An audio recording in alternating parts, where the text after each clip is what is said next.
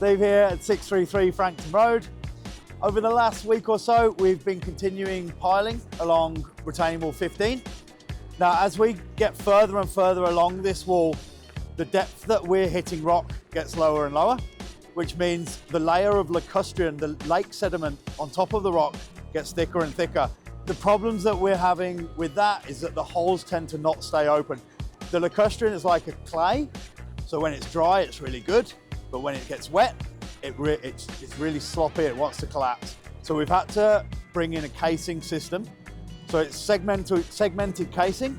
So we drill down, we get a couple of meters into the lacustrine, then we drive a 800 mil wide piece of steel casing into that hole, and we drive that down all the way until it hits rock.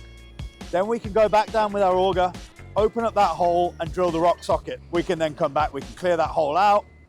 Once the steel beam's installed, we can brace the beam within the casing, pour the concrete, we then remove that bracing and pull the steel casing out of the hole.